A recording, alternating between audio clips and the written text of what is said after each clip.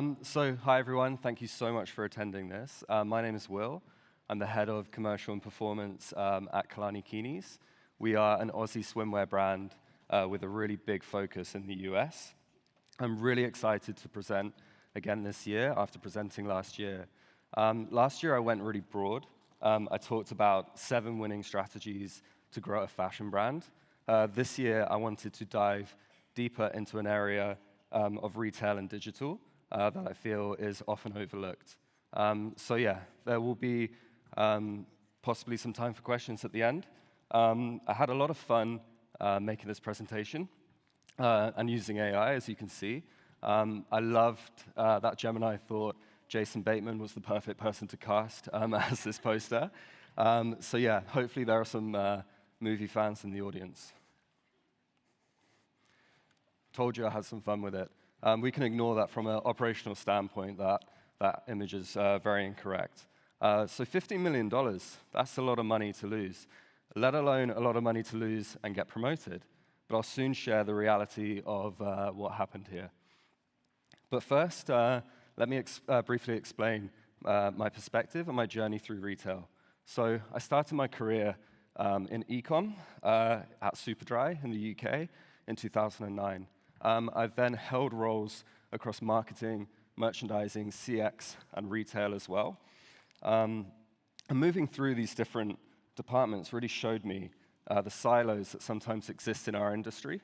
So merchandisers, they obviously really know the product. Marketers know the brand. And then e-com really know the tech. But the customer doesn't care about our internal org charts. They just want a seamless experience. And here's what so often happens. So who here has spent months launching a massive site redesign, implemented 20 best practice changes, only to see conversion rates stay the same, or even worse, dip? So who here has done that? I've been guilty of that. Maddening, isn't it? So why does this happen? So this happens because when we change 10 things blindly, some are additive and make us money, but some are aggressive and lose us money, and we have no way of knowing which. So they cancel each other out, leaving us with flat performance, a massive waste of resources and opportunity. And if you raised your hand earlier, you're not alone. So globally, data shows that around 77% of companies claim to run A/B tests, but the reality on Australian retail is much different. So a huge portion of our industry still treat Crow as a one-off project when doing a website rebuild. I've been guilty of this many, many times. They treat it like that rather than a continuous culture. And in fact, fewer than half of businesses actually use dedicated split testing software. So this means there's a massive gap. So we as retailers, we're just changing things on our websites and crossing our fingers. Now, let's talk about the commercial impact. So right now, customer acquisition costs, or CAC, or CPA, cost per acquisition, across fashion and beauty are at a premium. In fact, brands are paying a traffic tax to Meta, Google, and other platforms just to get people in the door. I read the other day that Meta costs go up between 12 and 15% every single year. So if we're not increasing our conversion by that, or increasing our AOV, or increasing our LTV, we're going backwards. So we can no longer afford to buy our way out of a leaky bucket. With that, conversion rate optimization has evolved beyond optimization, and it's now margin protection. So there's a bit of a paradox happening. So as brands, we are dialed into paid media. We spend hours and hours and thousands optimizing a meta ad just to drop our cost per acquisition by a fraction of a percent. However, if we give conversion rate optimization the same attention, the wins compound.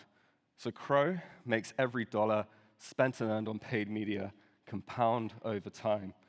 So think of it like this, the analogy. So paid media is just renting that revenue, and conversion rate optimization is buying the equity. But what is conversion rate optimization? It's not just testing button colors. It's the scientific method applied to customer behavior. And it requires cross-functional collaboration. As I said earlier, e-com professionals, they're not always marketers, and vice versa. E-com focuses on the functionality, speed, bugs, new features, while marketing focuses on the emotion. And the sweet spot is where they meet in the middle and overlap with CX.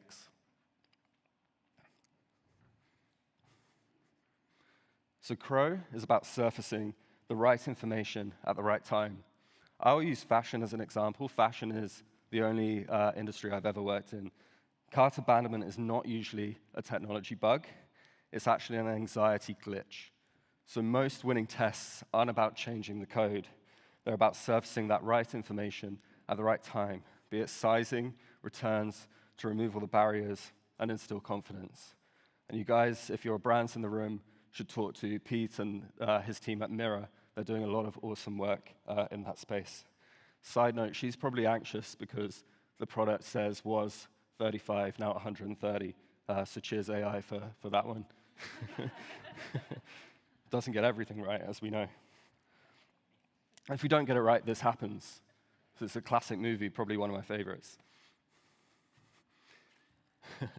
The what and the why. So, what are the inputs into Good Crow? We want to find out the why over the what. There are so many tools out there in the market that focus on the where. You have heat maps. They focus on the what, the analytics. There is not always enough focus on the why. So surveying our customers should be a key focus to drive our testing roadmaps. We want to use marketing fundamentals to affect website outputs. And if we do all of this, this becomes this. And these are real numbers. This is the $15 million that I lost. So let me explain. We ran 11 tests. 5 of them won, resulting in almost $6 million of annualized revenue gains. But then 6 of them lost. If we had just actioned these 6 changes without testing, we would have wiped out $15 million in annualized revenue. That's scary stuff, right? Terrifying. So allow me to go through some of those wins and losses.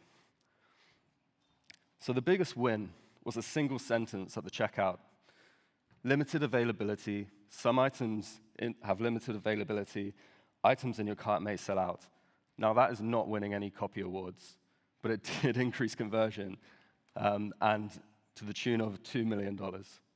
But there was a massive learn here. So the danger of best practice, what works in one brand doesn't necessarily work in another. So this worked for a loungewear brand. We were selling utility, so scaling scarcity drove conversion. However, when testing in a women's fast fashion brand, this had a negative result. We were signaling popularity and therefore detracting from its uniqueness. So the takeaway here is that different brands have different customer psychologies, so always test. There's no such thing as best practice on websites. And here's the biggest loss I ever experienced in a single test. And it was my first ever test. We changed so many elements at once, as you can see listed there and highlighted. There was no way of knowing which elements were additive and which were regressive.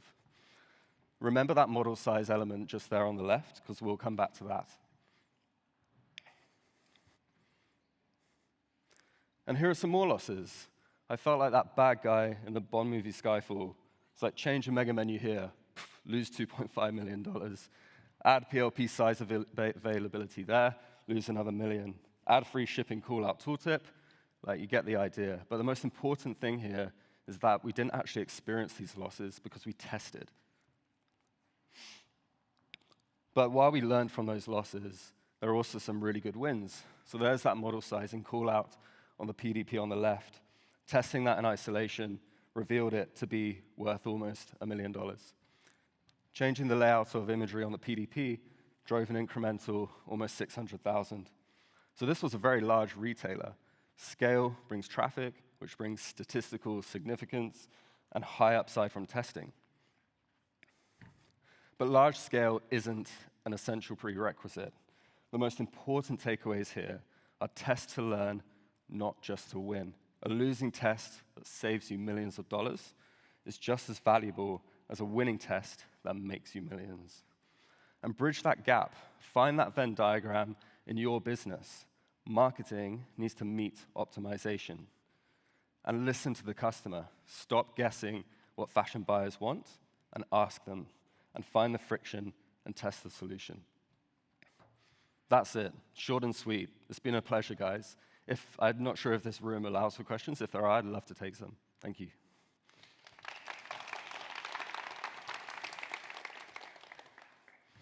Cool. Yeah, hey.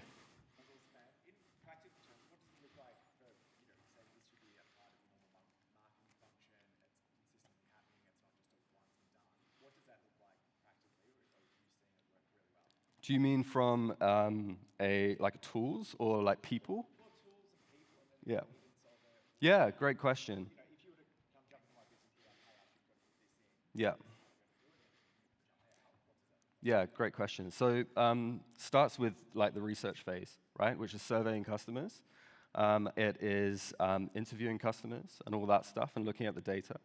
And what that will do is it will surface a testing roadmap for you. You can then run all of that through a bit of an exercise where you're looking at effort versus upside versus the chance for it to hit statistical significance and give everything a score. We at Kulani, we work with an agency, Prosper, hello. Yep, very good agency that help us with conversion rate optimization to help us execute that. You work in sprints, so you'll tackle a few tests at a time, usually ones that are far away from each other in the journey, so that you're not kind of muddying results, and you'll test them for a period of time, usually a couple of weeks, until they reach statistical significance. That feels hard to say. And then, yeah, that's usually once it gets to 95% confidence. Does that answer your question? Yeah. And then sprints. Basically, it's sprints. And when you're saying surveying, you're talking about using tools are you talking about like actual surveying? Yeah. Good question. Like the easiest survey you can do is, it's 2 surveys. So one survey to anyone that's purchased in the last 3 months, one survey to anyone that's subscribed but not purchased in the last 3 to 6 months. And you want to find out why they're buying, the first cohort, and why are they interested but haven't bought. Happy to chat after. I can share those templates with you. That will give you the why. You want to find out what are the blockers and what are the motivators. Yeah. Cool. I guess I'm done. Oh, someone there? Sorry. Yeah, hi. What tools are you using to A/B Yeah. Yeah, for sure. So I've used a few different ones in the past, really enterprise ones like Dynamic Yield, VWO. But are you on Shopify? Yeah. So they have a lot more cost-effective tools. A/B Convert is hundreds of dollars a month. Yeah. Thank you. All good. When you say survey your customers, did you have a particular sort of segment of customers that you prioritize their opinion over others, or was it just general? Not in terms of prioritize the opinion, but just breaking out purchasers versus non-purchasers is the biggest kind of split you want to make. As I said before, like you really want to know, people buy you for a reason. It's like, why do they buy you? How would they describe you to their friends? That's the sort of things you ask them. And then from the other cohort, it's like, why didn't you purchase? There's also a little hack as well. On your order confirmation page, you can have a pop-up which asks just one simple question. It's to people that just placed an order, and you ask them, was there anything that almost stopped you from buying? Because they've gone through the journey, and they'll tell you, they'll be like, your filter's hard to use. You know what I mean? They'll tell you what's actually wrong, or I wasn't confident on your returns policy. So that's the sort of thing you can then surface. Cool. Cool. Oh, sorry. So when surveying customers, I'm about to do a survey right now. I'm trying to identify who the more profitable customers are versus just the average customer. Mm-hmm. What's the segmentation kind of work that? Yeah. That's interesting. So you want to find out the most profitable customers, you want to find out what they say about you and what they think versus others? Kind of understand what's the difference between the average customer and the most profitable customer. Yeah. For instance, like we have very high average order value products, but we do sometimes sell them at heavy discount. Yeah. And a heavy discounted buyer is obviously not as profitable a buyer as somebody who could shop just any time. And that's kind of what I wanted to understand a little bit more. Yeah. Yeah, obviously from a spend standpoint, you can segment those customers. I'm just trying to think, I'd probably have to chat to you more and understand the category to know what you might ask them. But I think it's a good idea to understand like what the high value customers, I think that's more like a LTV retention space than like a new customer conversion solution, if that makes sense. I'll come chat to you after. We'll chat. Cool. Oh, yep. Email that you're sending survey customers, and do you offer any reward or like Yeah, that's a really good question. Yes. There's two ways to play this, right? So you can offer them a voucher to your own brand. This gets mixed results. If you want to get really good, like honest feedback at scale, offer an Amazon voucher. It's like money, so that you're more likely to get responses. And also, just a point on that, you don't need thousands and thousands of responses to get good insight. Like a few hundred is so valuable. Obviously, the more the better, but you don't necessarily need that. Yeah. Awesome. Okay, thanks everyone. I think I'm done. Cheers.